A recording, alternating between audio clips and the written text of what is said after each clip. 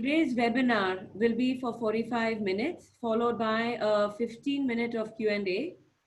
So the total time together will be an hour. Please keep your microphones on mute, and if you have low bandwidth, keep your cameras off.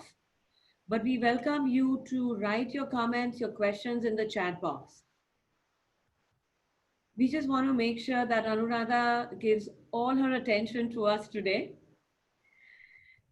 At the end of the session, we're going to request you to fill in a brief feedback to gather your thoughts around what we can do in terms of the webinars and the sessions that we bring back to you. So while we begin, please let us know your name, what you do, and where you're located in the chat box. The topic for today is whole brain thinking, the road to defective decisions. And to take us through this is our experienced coach, Anuradha Sant, who is based in Mumbai. Anuradha is a master certified coach or an MCC from the International Coach Federation. She's also a life and an executive coach, a leadership, organizational development, and an HR specialist with over 25 years of experience leading MNCs across India and abroad. So I'm very excited personally to participate in this session today and to be the host for our host normally. And without losing any moment, Anu, I'm going to ask you to take over. Thanks so much, Anil. Thanks for this lovely introduction and warm welcome to each one of you for being here with us today. So let me begin by sharing my screen. So just give me a moment.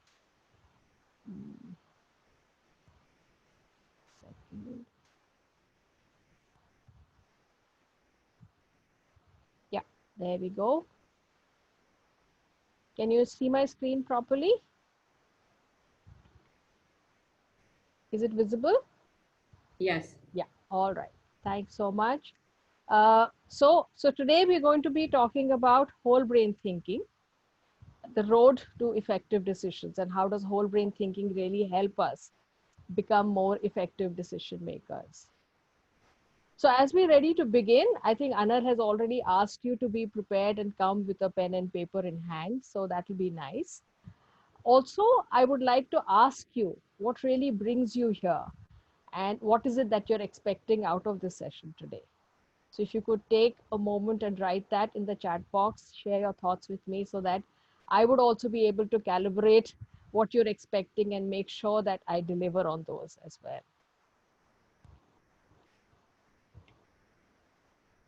So anything particular coming up in the chat, Anil or Rajesh, for me to be mindful of? A question from Ashok, what does whole brain mean? Yeah, we'll come to that. Yeah. We'll come to that. New, this is a different topic for me. Improving decision-making process to have a different perspective on decision-making, understanding our style of decision-making, decision-making in real scenarios, and to get more methods. I can see a pattern here. All How right. much of our brain's potential are we using? Thinking in a way to solve problems. Excellent, excellent, excellent. So I should kind of hope to, share most of these topics and hopefully at the end of the webinar, you would be able to kind of get all the answers. So let's begin. So when I ask you this question, what is life and what makes it so? Right? So it's a very deep question, but it has a very simple answer. Our life is a sum of all the decisions that we've made. Some decisions that we made in the past, some decisions that we continue to make, and some decisions which we are yet to make, which will kind of really put our future in place for us. So it's really all the decisions, whether decision 1, 2, 3, and all of them put together is really what our life shapes up for us as. So how do we make these decisions? And what factors do we consider when we are making such decisions? If you were to think about it, let me start by giving you a small example. Say, for example, you have to buy a car. So can you just think for yourself and maybe put down in the chat box or maybe write in your piece of paper, what is it that you think about, or what are the factors that you consider when you are thinking of making a decision of buying a car? It could be a primary decision whether you want to buy a car or not. Then what's the reason why you're buying the car? Is it going to be a work car? Is it going to be a family car? Is it going to be a vacation car? Is it going to be driver driven? Is it going to be self driven? Are you looking for comfort? Are you looking for economy? So there could be various factors that you consider when you're making the decision of buying a car. And you may want to put down for yourself as to what would be your primary decision that you would make when you're thinking of buying a car. And maybe some of you want to put that in the chat box as to what would be your primary consideration when you're thinking of buying a car. So, Anuradha, what people are putting up is budget, mileage, Hmm. overview. Hmm. Rahul Correct. said work car. Nikhil Right. talks of performance features and affordability. Wow. Okay. Shah talks of features. Right. Asu saying whose need is it going to meet? Absolutely. Absolutely. Brilliant. Brilliant. So we typically consider some of these factors, or we sometimes consider all of these factors as well. Right? Okay. And this is goes without saying that if we have to really improve our results, we have to modify our decision making styles according to the situation. So we should have the ability to be able to flex our decision making styles which meets our requirement. And when I say this, I will go into details in the further slides. But just for you to kind of keep this in mind, that depending on your situation, if a situation is urgent, critical, do or die kind of a situation, then your decision making style cannot be that I'm going to analyze the situation, I'm going to think about it, I am going to talk to different people. It's a decision that you make in the moment. And if you are a thinker style, which you may want to collaborate with others, then that particular situation does not expect you to do that. It wants you to kind of quickly think on your feet, right? We will go into further details as we move on. But the idea is for you to be able to modify or flex your styles according to the different situations that you face in life. Now, if you were to understand what could be my possible decision making style. So here I'm going to present with you a few questions, and this is where your pen and paper is going to be handy. So keep your pen and paper in hand. I'm going to present you with a sample of few questions. And mind you, this is only a sample because the time that we have in hand today is not going to permit me to take you through the entire questionnaire. So I've just picked a handful of questions, and this will give you a trailer in terms of typically how would you assess what your decision making style is. So I'm going to read out one question after the other. They have 4 options, and you have to pick only one which is the most suitable according to you. Right? So you can't say all of the above or 2 of the above. You have to just pick one which is the most favorable according to you. So here goes. So you have the first question.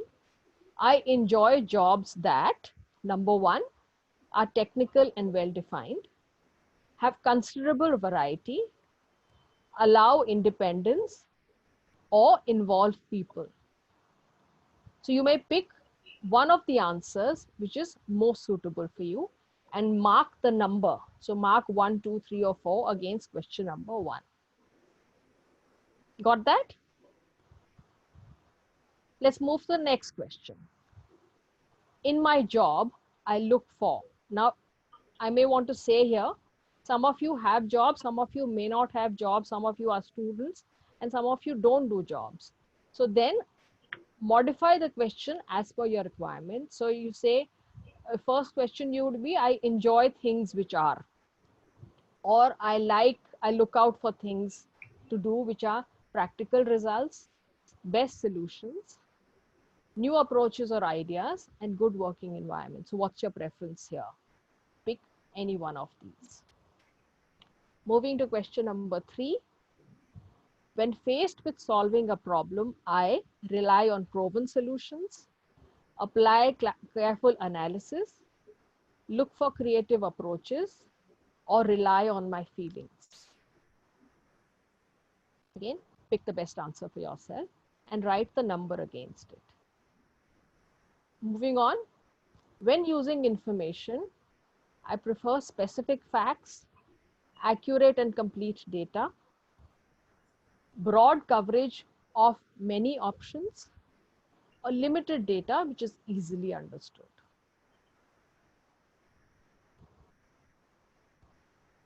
Right? I hope you've got that. So move on to the 5th question. Whenever possible, I avoid long debates, incomplete work, using numbers and formulas, and conflict with others. And the last one is the 6th one, which is my decisions typically are realistic and direct, systematic or abstract, broad and flexible, or sensitive to the needs of others. So if you've got all the 6 numbers of the questions and you've got 1, 2, 3, 4 of the options against your answer, then you could lay your paper down and let's discuss it in the next coming slides. Okay.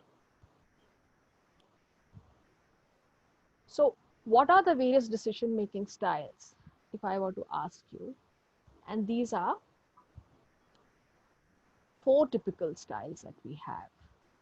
And these are divided in these 4 quadrants, which have a different color to each. It's analytical, A, D, directive, B, behavioral, and C, conceptual. Have any one of you heard of this concept of a left brain person or a right brain person? That typically is the way that we have been, we've learned that typically a person could either be a left brain person or a right brain person.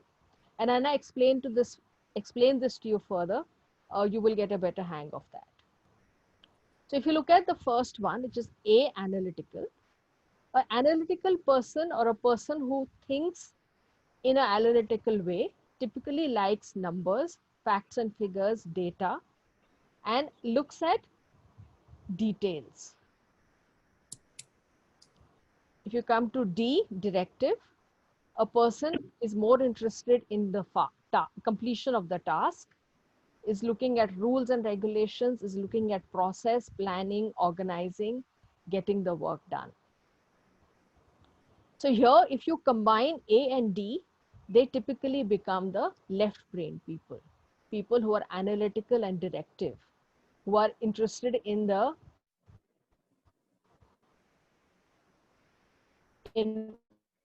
what is the job.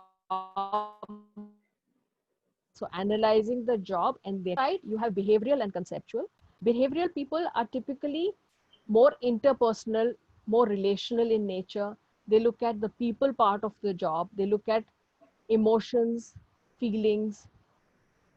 So they look at the people around what decisions that they are making. And that's why they call behavioral.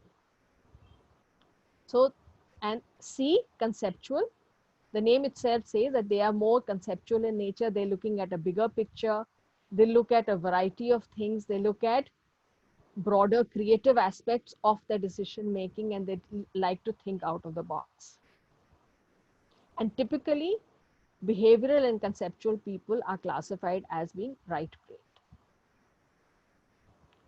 So there was a lot of debate which went on as to why do people only have to be right or left brain? Why can't they be top brained and bottom brained? And that too is a possibility. For example, you may have a person who is extremely analytical, but at the same time is very creative and conceptual. And An example which comes to my mind is could be an architect.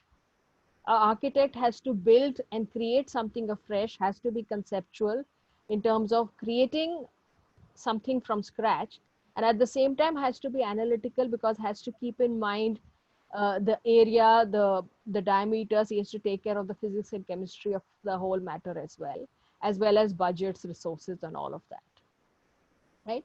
So that becomes a top brained person. And then you also have a bottom brained person who's directive, also behavioral. So a person who's making or having things getting done, so who's focused on getting things done and also using people to get these things done. So in order to make the people comfortable enough to make sure that they do what is expected. An example here which comes to my mind could be a project manager, or could be a manager, or could be a people manager who has work on his hand. He has deadlines, he has timelines, he has a process, he has a system which he needs people to follow so that they're able to deliver and meet the deadlines of getting the work done, right? So we've covered left, right, top, and bottom. Is there a possibility that we can also have diagonally inclined people? How about if we say we have a directive and a conceptual person? How would that person look like? So directive is task focus, conceptual is creative. As I'm thinking, so maybe a startup operator or maybe an entrepreneur who has a new idea, a new way of getting things done, but at the same time, he is experimenting, giving you new options and availability of things at your hand, but at the same time is running a business, so is also directive because getting his work done. So that could be an example of a person who could be directive and conceptual. And what about analytical and behavioral then? A person who's very number driven, very focused on analysis of data, but at the same time, very people focused as well. Now, what could be the decision making capability of this individual? Very likely and very possible that this person may actually have some kind of analysis paralysis because very number focused. So numbers are saying one story, but people pleasing is another story. And many times if they don't meet, then that person may get into a situation where he could be paralyzed with so much of analysis and not being able to please people, right? Now, as I explain these concepts to you, none of these are good or bad, and none of these are, not right. So there's no right or wrong here. And all of us, as we look at ourselves as individuals, will have a preferred style, which is predominantly the way that we think.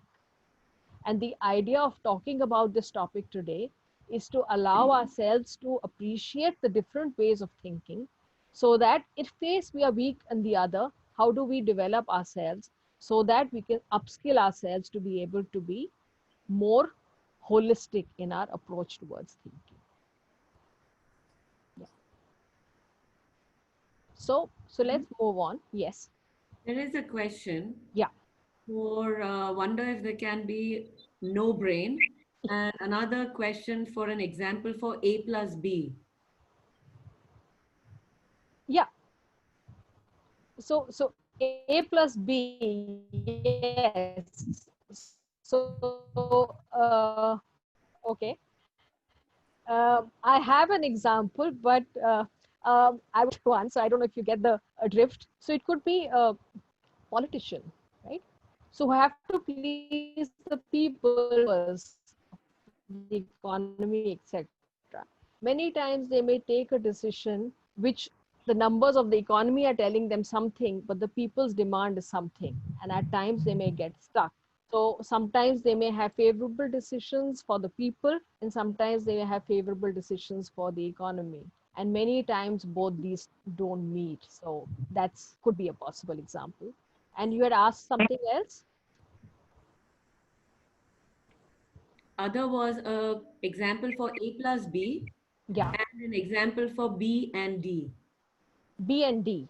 So Yes. B and D, as I said, project manager, a person who has a tight deadline towards getting a task completed in a particular time and has to work with a team.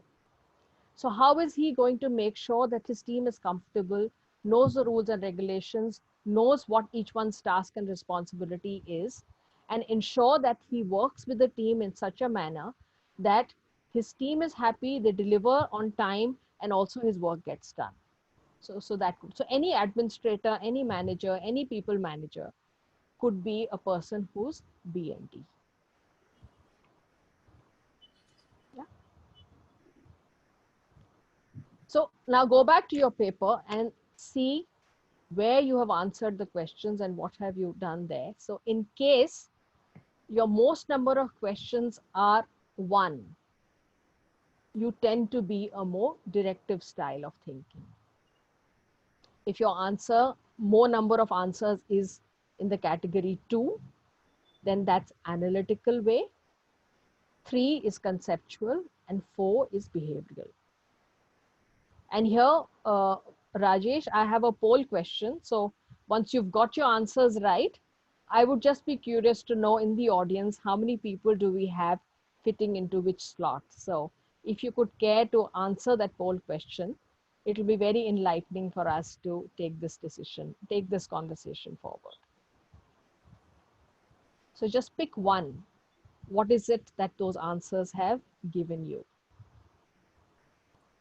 Whether you're directive, analytical, and these are only these 6 questions that I'm asking, and these are not complete or holistic in their own way, but it's just a small trailer that I wanted to give you, just a small flavor of how you could decide for yourself as to what could be your decision-making style.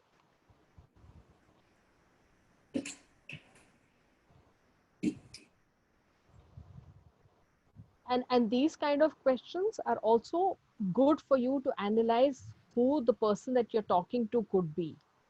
So these are possible answers that if you answer for the other, you could also know what's the decision-making style of the other person that you're dealing with. Wow, so greater number of people conceptual. You also have analytical, behavioral, directive as well. Okay, good.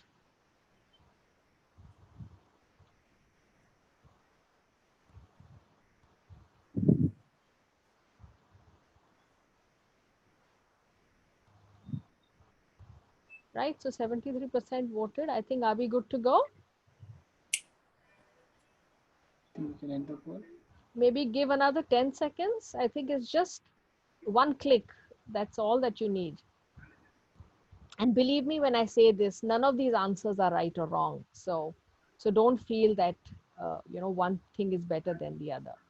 They're all good. All right. I think thanks, Rajesh. I think we can close the poll. All right. So this is what our audience is today. Excellent. I love this.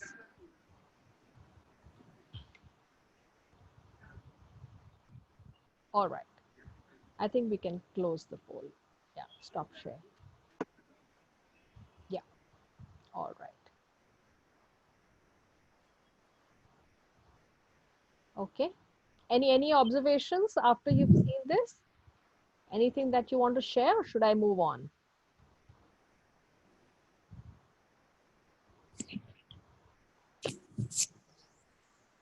All right. Okay. So this is another thing that you may notice for yourself. The things and decisions that you are doing well are largely diagnosed as whole brained. And now comes the question as to what is whole brain. So whole brain is an idea which was devised, and the theory was devised by this gentleman called Ned Herman. And he was of the belief that better thinking always leads to better results. And he was of the view that if you understand your thinking style and preferences, and that if you have a perspective around that, and if you also understand the thinking styles of the people that you deal with on an everyday basis, you will be able to not only think better, but you would also lead to a better understanding and better world.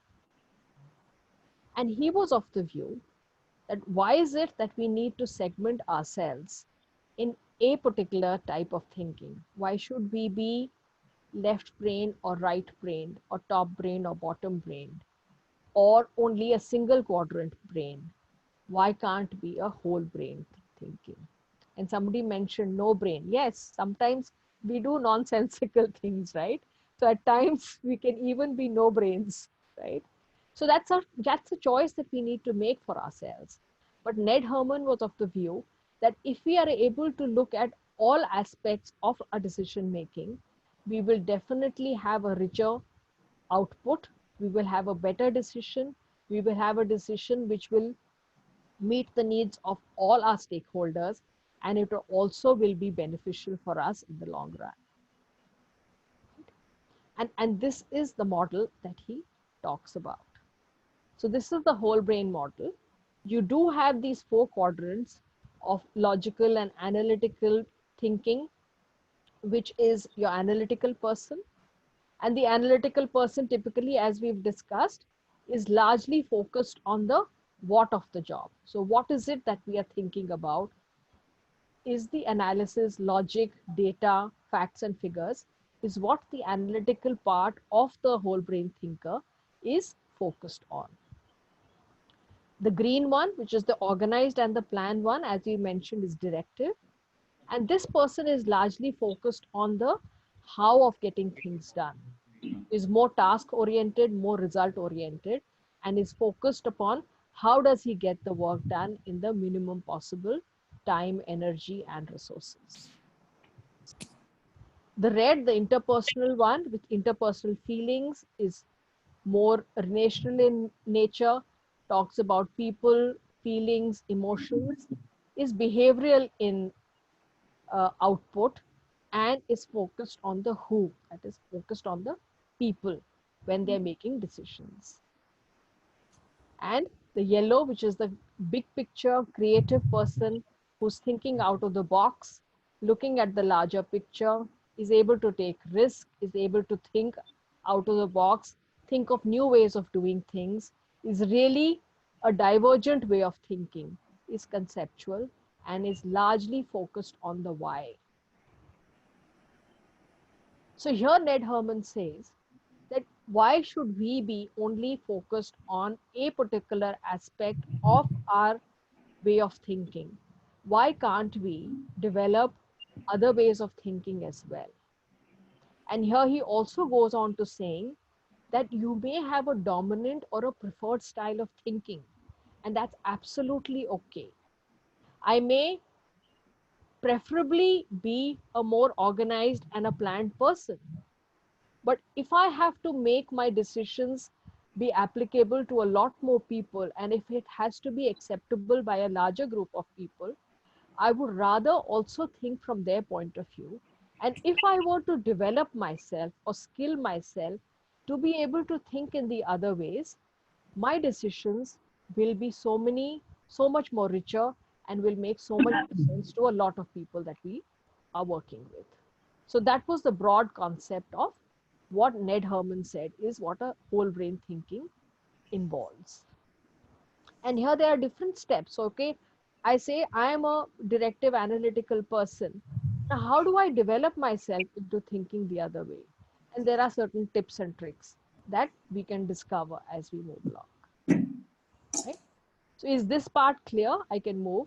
And there is a small example that I can give you here as to how our decisions can be whole brained. Say, for example, you're planning a family holiday. You have people of all ages to cater to. You have children, you have your parents, you have yourself, you have your spouse, your partner, and your other siblings to take care of. You may want to start with, why are we taking this holiday? What's the purpose of this holiday? Is it a luxury holiday? Is it a leisurely holiday? Is it an adventure holiday? Is it a budget holiday? So what is it that we are planning? So when we are doing a decision around a holiday for an entire family, we may want to look at, so what are we wanting to get out of it? Then we'll also have to figure out the what of it in terms of how much money do we have, what's the budget that we have, how many days we have to plan, and how do we kind of make the best use, right? So which destination we want to go to, where do we want to go, what's the weather like, what's the climate like.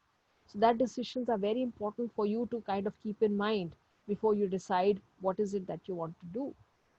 So as you've arrived at that, you have to also organize, plan, build an itinerary around, okay, where are we going, when are we going, how are we going, right? How many days do we have? So what do we do? Are we going on our own? Are we going to take a guide? Are we going to do our hotel bookings ourselves? Are we going to take a travel agent? So all these decisions in terms of the entire planning has to be completed with the organized and planning person as well. And at the same time, I have to take care of who are the people who are going to go for the holiday. If I have taken elderly people with me in the holiday, I have to cater to their needs. If I have children, I have to cater to their needs. I have teenagers, I have to cater to their needs as well. So unless and until I don't have a whole-brained way of thinking about it, I will not land into a decision which will be a happy situation for all, right? So that's the concept of whole brain thinking, where I may have to bring, so either I have the capabilities myself to do it all by myself, or I may build or take in partners or team members who may be very good at analytics, so let them do the budget, who may be very good at planning, so let them do the itinerary. Somebody who's very good at thinking, okay, so let's think of which new decisions that we want to go to, which new cuisine we may want to try. And people who are so you have caregivers within your team of people, so to make sure that everybody's comfortable, everybody has the right spot in their bedrooms, everything is comfortable, food is taken care of, etc. So you may have either different people come together who plan this all together, or you may want to then flex your style to be able to plan it in a way that will be helpful and useful for all people concerned in that decision. Yeah. And that's where your whole brain model is coming into play. And these are some of the examples of some personalities who are, in their different uh, quadrants. Now, for example, if I were to take Mahatma Gandhi, yes, he was behavioral. Mother Teresa was behavioral. And that was there. And why I have put them in these squares is that these were their predominant styles. But it doesn't mean for one moment that Mahatma Gandhi was not conceptual. Mahatma Gandhi could not be directive, or he could not also analyze things. Of course he could. But largely he was known to be a person who was more people-centric, right? So that was his dominant style. But that doesn't mean that the others didn't exist. Yeah. So like Steve Jobs is a brilliant example of conceptual. You have Aristotle and Einstein as analytical, and Queen Elizabeth, directive, who's held the reins and controlled her people for decades now. So with this understanding now, can you identify, or at least attempt to identify, decision-making styles of yourself, your friends, family, and colleagues? And if yes, why do you think that's helpful? Or how is it helpful? Any ideas? Anyone wants to write in the chat to understand as to how this would be helpful for you? Smriti says to manipulate them all. uh, Vasu, to communicate better and garner support. Mitha, for a split second decision, I guess a dominant style emerges. Can we actually use? Okay, that's more a question. Yeah, Nikita, to communicate better with them. Sanjay, yes, to know better understand. right. Have lesser conflicts. Mm, Help us mm. influence decisions and get buy-in. Wow, Bring support. excellent, excellent, excellent. Yeah, Better so communicate. yeah, so I know what my style is, and if I know what the style of the other is, who I'm talking to, then will I be able to modify what I'm trying to say to enable me to say things which the other person wants to hear? And to that extent, I will be able to communicate in a manner that is conducive for the other person to listen to me. I will be able to you know, gather that person's attention, and I will, if there's a decision which we need to co-create or build, I will have so much more acceptance from that person. And this is what helps us. So as we go forward, for example, so you may have an analytical person, and you know the person likes logic, data, facts, and figures. And if you have to approach that person to have your decision accepted, what would you do? What would be your go-to strategy to deal with an analytical person? Any answers? Any comments?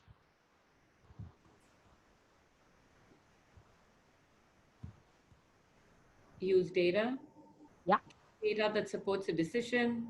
Data. That's all I'm saying. yeah, excellent. Yeah. So, so I'll give you an example. So in the corporate world or otherwise, you have to present, say for example, you're presenting a proposal to an analytical person. Example which comes to my mind could be a finance person, accounts person. I will present data, facts and figures, analysis, logic, critique, realistic expectations, also provides maybe some ROI, you know, return on investment, provide value for money.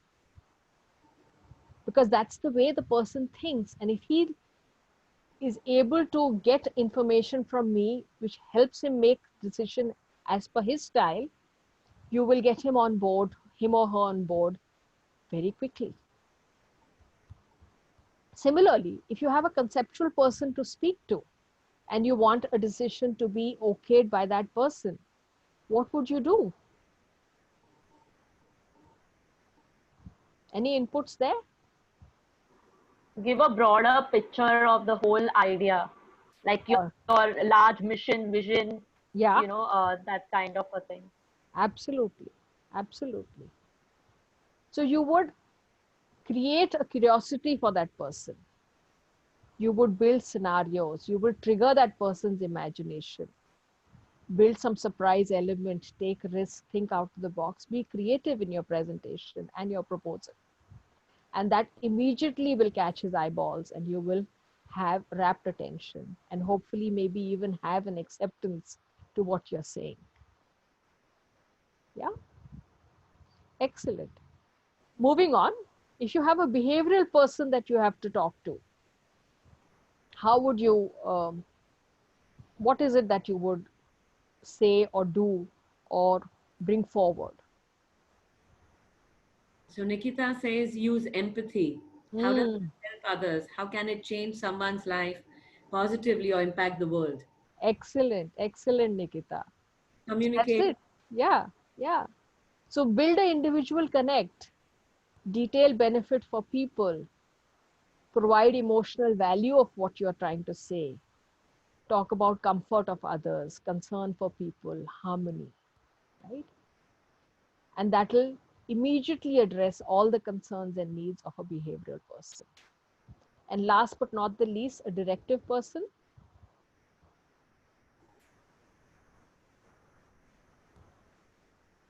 Focus on the task or issue at hand. Timelines. Talk outcomes. Very good. Action Yeah, plan. right. So present true and correct information, present clearly, timelines, define process, steps, present plans, stick to rules. Ensure that whatever you're presenting, the work on hand needs to get done, right? So if you're task focused on that, this is how you are going to present, right? So here, what we've talked about is if you have an individual that you need to talk to. What about if you have a person, there are a group of people that you're presenting. So here I've said individually, analytic, I'm presenting to my finance manager, creative, I'm presenting to my strategy person, behavioral, I may be presenting to a HR person, directive, I may be presenting to my COO. But what if I'm presenting to my board? And I have all these people sitting in the room. How would I present to them? How will my proposal look like then?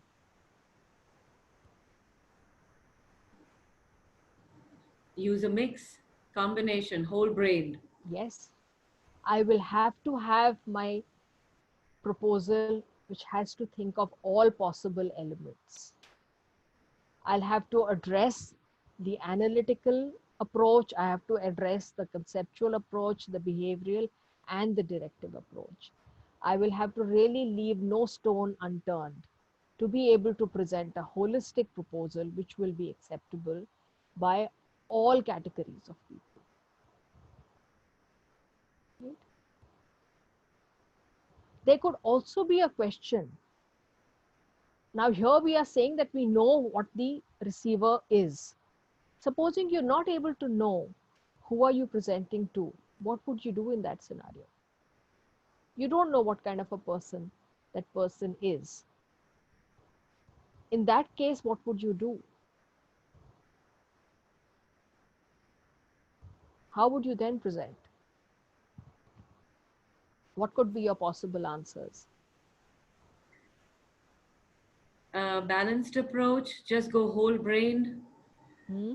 Ashok says, are interactive conversations holistic? Mm, Smriti, cover all the bases, have something for everyone. mm, Trade based. mm. So here I have a suggestion. Before you present your proposal to anyone, make sure, so know your audience. Who are you talking to? Ask them a few questions to ascertain what is it that they're expecting or what is it that they want to get done. And somewhere down the line with those few questions, so you may have a meeting before presenting your proposal. You don't normally blindly present proposals to people. It's very important to know who you're talking to. So you may have to do a little bit of digging, you may have to do a little bit of research to understand what is the kind of person I'm going to make this proposal to. And with your probing questions and with your research, you may find out what is the type of person that individual is, and then present and flex your conversation in a manner which will suit that person's need. And in case of doubt, make sure then you cover all the bases and then you present a proposal which is holistic, whole brained, so that even if you have a iota of doubt, that will get taken care of and you'll have a presentation which is complete. Yeah. So these are some of the advantages of knowing what the audience is and who are you going to present. And that way, once you have a relationship built on the basic premise of their thinking styles, you are able to think and talk in the way that the person expects them to be, taking decisions on. It becomes so much more easier. Yes. And here I would like to add that our individual preferences or individual styles, we all have dominant styles. Neither of them are good or bad. They're not right or wrong, but they all have situational consequences. For example, if I'm only an analytical person and I need to make a people related decision, I should be able to flex my style to be able to meet that criteria. If I'm a creative, whole brain, if I'm a creative thinker who's only talking about the why of things, I also need to make sure that I look at the budgets and make sure that I work within the budget so that my plan and my idea and my creative expertise gets met, right? So I'll have to use different styles to be able to meet what is required to be done. And it also says, if I'm of a particular dominant style, I need to step into the shoes, step into modes which I prefer less if I have to be making decisions with the help of others and make it conducive as per the situation. I cannot say that this is me and this is how I am and this is how I will be and I will not change or will not flex my style. I am a behavioral person and I'm not going to analyze data numbers. I'm a behavioral person, I need to get a particular work done. I have to get directive. I have to make sure that my work is complete, it is within budget, and it also is the best possible solution. So I will have to then upskill, reskill, and learn to be able to flex my style into different situations so that I can then become whole brained and be able to have decisions which are so much more effective. Yeah. So stepping into the different shoes of different people is actually the recommended way ahead.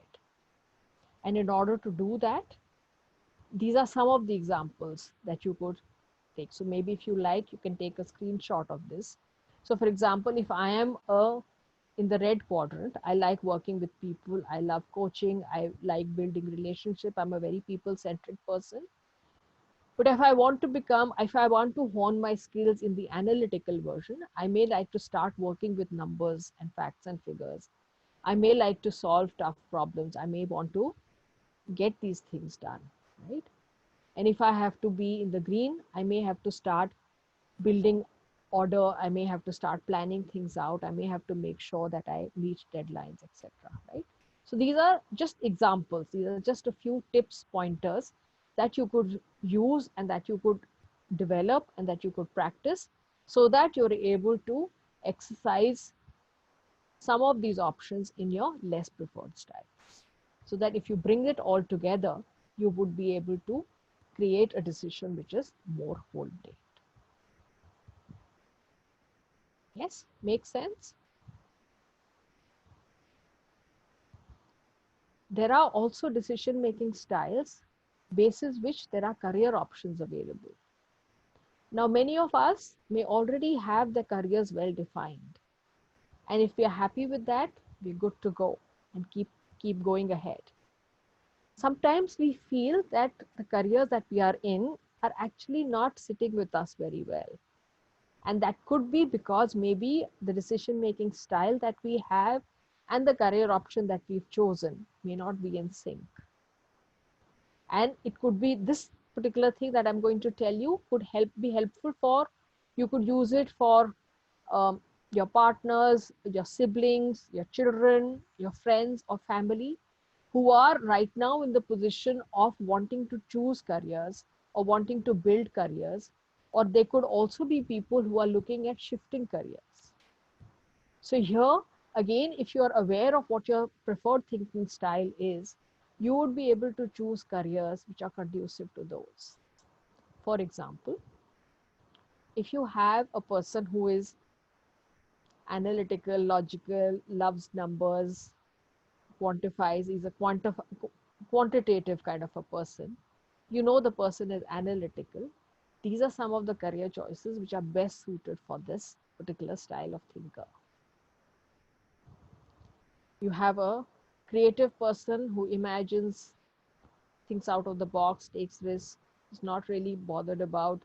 The curious person, speculative, imaginative. Your arts, filmmaking, advertising, marketing, design, sales, right? So sales is also a creative field, right? So there's a science and art to it as well, right? So that's more suitable for a conceptual person. Person who's supportive, expressive feelings, behavioral kind of a person. Journalism, teaching, medical, HR, social working, etc. These are the most appropriate careers choices for that person. And the directive person, who's a reliable, need, get things done, planning, organizing, makes procedures, etc. A person who goes into projects, insurance, security, management, administration. Those are the preferred career choices for that person. Anu, just a quick time check. Yeah. Right? So these you could use very quickly. So end of day, it is really, you need to decide what you want to be. As I said, you want to be a 1-quadrant based thinker, you want to be 2-quadrant, 3-quadrant, whole brained, or no brain. That's ultimately your choice. Yeah. Any questions? Anything that you want to say? Feel free. I'm all ears. That's it from me, Anil. over to you. Any questions? Any comments? Hi. Hi. Yeah, Rosetta here. Yes, So Rosetta. I just had, thank you for this whole presentation. It was really nice and insightful. And what I've realized is my struggle when I see at work is because the thinking styles and the working styles are very different from, particular colleagues. Hmm. And though I try to be very directive because they are on that front, and it actually takes a lot of time because I'm more on the conceptual side of things. Hmm. And I think it's so ingrained. It's like our personality and our style is so ingrained. So to even shift and to even try and experience new styles and sort of imbibe those in our style, it's not as smooth and easier transition. Hmm. And sometimes it's even like we face a resistance. Hmm. So So so is it really? so resistance from whom, Rosetta? Resistance from yourself or resistance from the people who you are dealing with?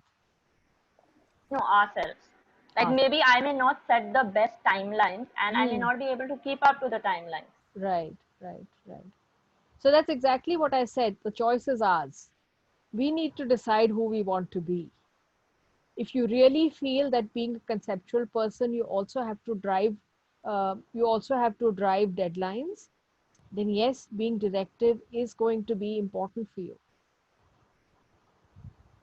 I have a You have to make that choice. Yes. I'm going to interrupt everyone. I know some people are logging off. So while Anu answers questions, we are going to also launch the poll to get your feedback at the same time. I had a question. Would I Yes. ask that? Yeah. So I can even stop share, Anil. Yeah. Yeah, thank you. Yes. Yes. Go ahead. What's your question? Yeah, my question is: in case of a situation wherein you need to you need to take a quick call on options, or basically you need to make a quick decision. In that case, can you provide some best practices? So again, depends on what situation you're talking about. Prabir, was it? Yeah, this is Yeah, Prabir. yeah, Yeah. yeah, yeah. So it depends on the situation, Prabir. So it's a very contextual kind of a situation. So if you say, for example, say, okay, so there's an emergency situation. Say, for example, there's a fire in the building, right? So you have your firefighter who walks into the building. Now he will need to be directive. He is not going to ask you, sir, are you feeling comfortable? Do you want to walk out of the building in this particular way? No. He's not going to say, okay, are there any new ways that I can do this thing? He has a plan, he has a procedure, he has a way to kind of make sure that, and his task on hand is to say that he needs to get the people evacuated out of that building in minimum time and no risk of life. So he's not going to be there thinking about your comfort or thinking about your fresh idea or sitting and analyzing stuff over there. He's going to be directive, and that's what's going to work for him at that point of time. So depending on your situation, you may want to then flex your style and say, what is it what would be most conducive for that particular uh, situation, and you take a decision accordingly. Thanks. Anu, we had another question. Yes. How to identify different brain type of persons? So how to identify different decision making styles, I guess, is what Right. is being said. Yeah. Uh, so that's where I had, so what I have done here is I've tried to explain to you what the 4 different styles are. And if you have to identify for yourself, pretty much like the 6 questions that I posed in the beginning, you may want to probe the person. For example, if I have to talk to a person and I don't know what kind of a person that person is, so I may want to ask a person, okay, so what's important for you? What is it that you look for? The person may say, I look for getting work done in minimum time. I look for comfort of my people. or I look for doing new things and getting new solutions for my people. Or somebody would say that I really like to look at only facts and figures, and right. So person will give you ideas, person will give you hints, and as you probe the person two or three more questions like that, you would get a sense. You would get a sense that this person is more people centric in his decision making. This person is more task oriented in his decision making, or this person is, um, more numbers and facts and figures driven in his decision making. So some of these questions that you ask, you may ask two or three questions, which could be probing in nature, for you to understand what is it that the person lays more importance to, and you could then figure it out. There's another question. There are two which I'm trying to combine. Hmm. One is, are there any exercises that can help us get whole brain? And the second one is, how do you train to adopt a different thinking style? Hmm. So, um, exercises are only practice. That's what I know. I don't think there are any defined exercises that you could do. The chart that I had told you to take a screenshot of, um, use that. For example, if you are a more person oriented person, not very comfortable with numbers, then try and, you know, um be comfortable with them. Try and look at numbers, try and look at spreadsheets. Ask a person who's comfortable with them to help interpret those for you. How would you make information out of data? So those are some things that you could do, so that you were able to, uh, try and get comfortable with that space. So for example, so I was a HR head in the previous organization, and I am not very comfortable with numbers, and I confess. But I had to do comp and ben, and I had to do analysis, and I had to do surveys to make sure that I have incentive plans made, and I have, uh, you know, uh, increments and etc. All those to be done, and everything had to be very, very heavily. You had budgets to be made. All of them were very Excel sheet driven, and I would see an Excel sheet and I would start seeing stars. But over a period of time, I knew that was important for me to know. I did have people who supported me in the comp and ben function, but being the HR head, I had to have a upper hand in understanding what that was. So it took me time, it took me effort, but I had to learn that, because otherwise, how am I going to manage my people if I'm not able to speak the language which is required of me? So yes, it takes time, it takes effort, and that's the only way forward. No shortcuts here.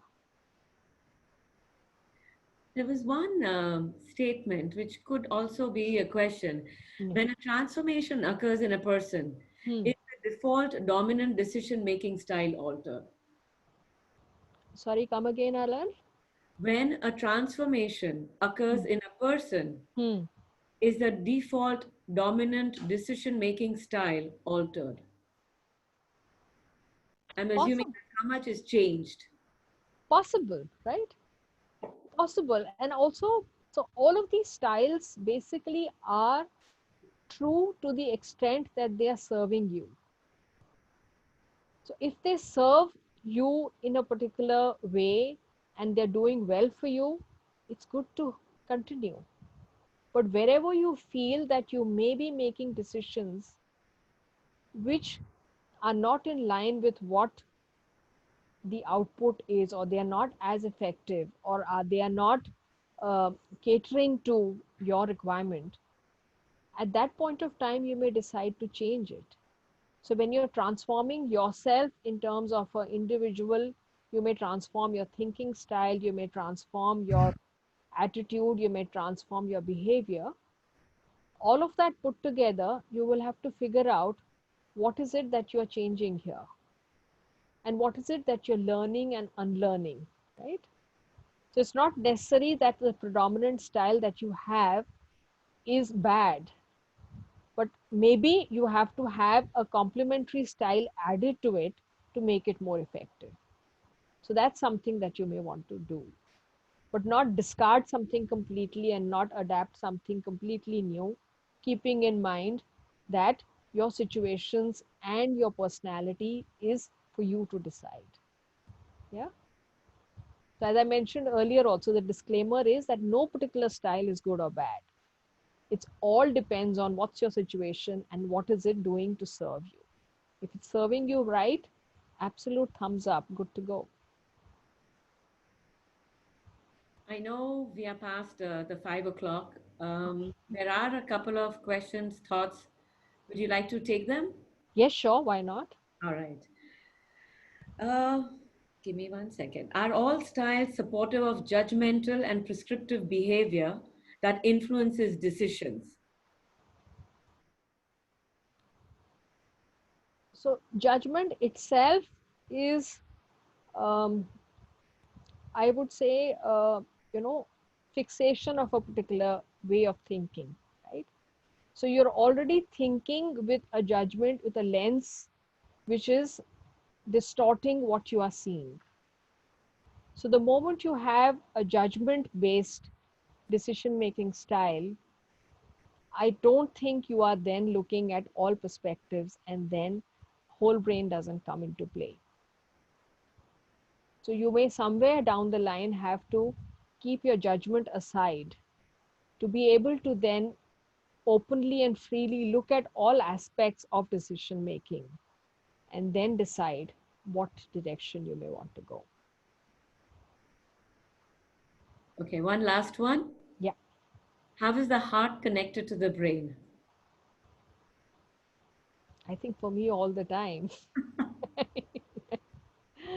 I don't think there's a disconnect. I really don't think there's a disconnect. And very seldom could you have that disconnect, because you may decide on data, facts, and figures, but if those data, facts, and figures don't seem right for you, there has, I think, for me at least, I would say, intuition and that internal feeling is very, very important when I'm taking a decision. So for me, I think they go hand in hand. But yes, I may qualify this by saying depends on the situation again. If it's a critical life and death situation, um, you may have to be, you have to curb your emotional attachment to that decision and actually take a decision which is more clinical in nature. So really depends. I don't think there's a very, very clear answer to that question, which is quite complex. All right. Okay, so we'll wrap up now. Anu, thank you so much for an amazing session. It was so beautifully done that it just got you thinking and reflecting on your own style, but at the same time thinking about those around you. So thank you. Um, Everybody, thank you so much for being here today. We enjoyed it. We enjoyed the conversations that all of you had through the chat.